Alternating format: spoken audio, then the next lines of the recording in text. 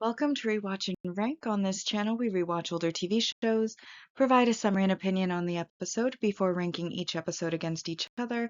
Today's episode is Solo Leveling, Season 1, Episode 7. Let's see how far I can go. Episode in a nutshell is a brief reminder of what happens in the episode. So, in this episode, it starts with Jinwoo bringing home fried chicken because he got a payout from the dungeon he was on, and Woo Jin-chul has reported that Jin-ho and Jin-woo managed to be the only survivors of another dungeon in which a lot of the raid team died, including Wong, who has an older brother who's an S-class in America. And then we see the S-class in America basically asking his secretary, what happens if I kill someone in another country?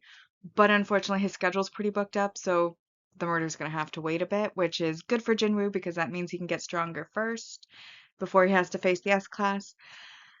Anyways, then we go to Jinwoo meeting with Jin-ho, who asks him to do 19 more raids with him because he needs 20 under his belt in order to become a guild master, and his father's company wants to start a guild where his older brother, who's a non-awakener, would be second in command and poach an S-class, but he instead wants to be the one to run the guild himself, and Jinwoo, unfortunately, at this point in time, does decline helping him because even though he offers a $30 billion, not dollar, yen, no, not yen.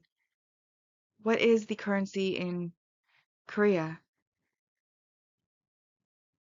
Anyways, it's 30 billion currency building. He thinks that'll be chump change once he manages to get strong enough to be an S-class or more, and so he declines it.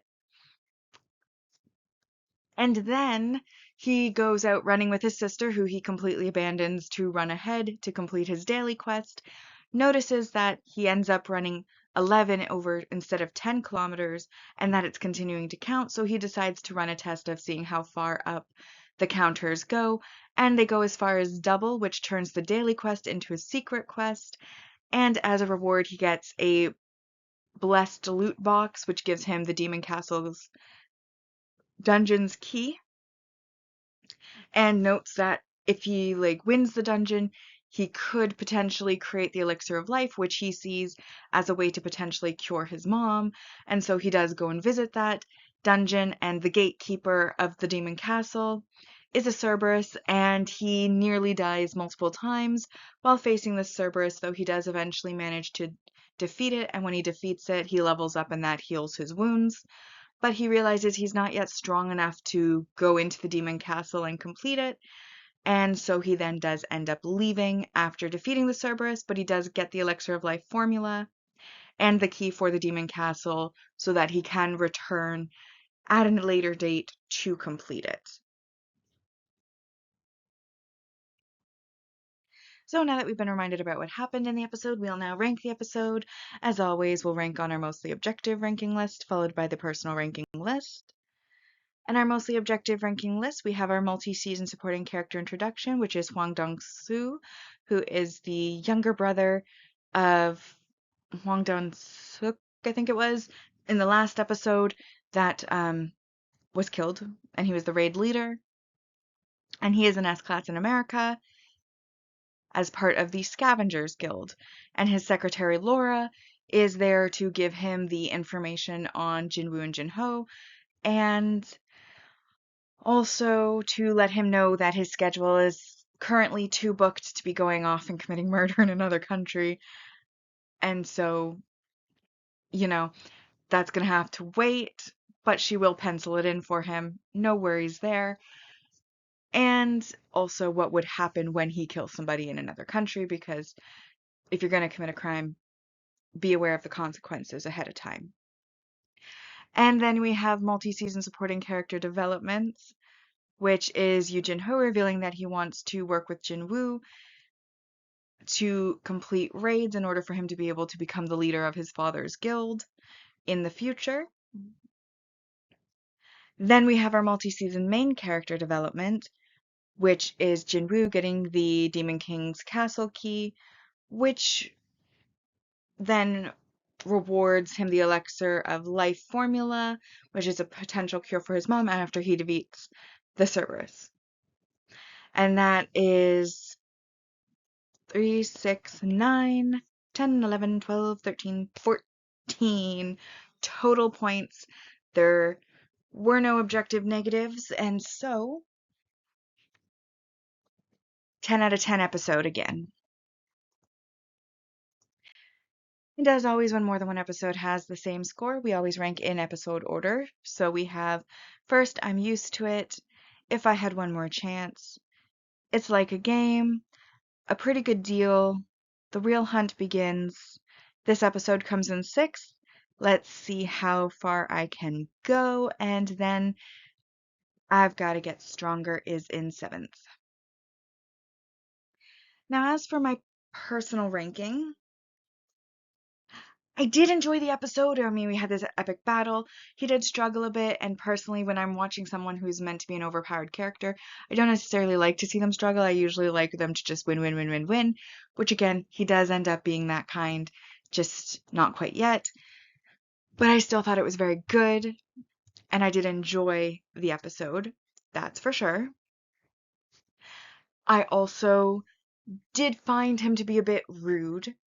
I mean, I understand that you were able to kill people without emotions, and that's something about being the player is like dampening his conscience.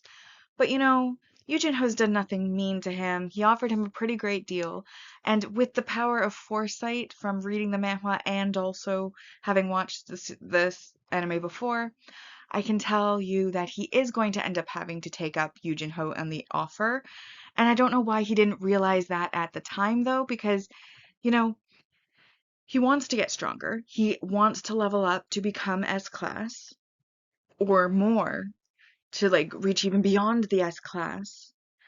However, how does he think he's going to do that other than by fighting monsters in dungeons? He already acknowledged that he gains more from leveling up than he does from his daily quests. So, since you're going to have to defeat the dungeons have a quota of the number of people they need. Working with someone who already knows your secret is the best option. So, I don't know why he declined Jinho at this point instead of continuing to work, like just saying he's going to work with him. And then maybe he thought, oh, well, at the time, I don't even think he had the dungeon key yet. I can't remember which came first, actually. Even though I just watched the episode, I literally can't remember which came first. The Cerberus battle, it took my mind off the beginning of the episode. But even if he had, yeah, I don't think he had the instant dungeon key there. So, like, why wouldn't he just agree? I don't understand why he declined him. And then, of course, he does get the dungeon key. He goes into the dungeon. He defeats the Cerberus, realizes he's not strong enough. So now what is he going to do? 3 guesses. You don't even need 3 guesses. What he's going to do is then have to go into dungeons to level up, realize Eugen Ho's offer was perfect for that, and then take him up on it retroactively when he could have just said yes from the start. I just think that was a poor decision that he made. I also think it was poor behavior to be, abandoning your sister in the park when you agreed to go like work out with her. He could have at least slowed down to her pace so that they could go together. And then once she had gotten tired, been like, okay, you sit on the bench, I will just loop back around or something like that. Like there was no reason to just completely zoom off and leave her in the dust. Um, but overall, I did like the episode. Like I said, it was very entertaining. The fight was epic, even if it was a struggle for him. There was fire, there was skills, there was red. It was great. But because he had the poor behaviors that, well, like to me personally, like I didn't think that they were poor enough to take points for, because it's just really like being rude. It's not necessarily like anything major. That's why I didn't take points for it.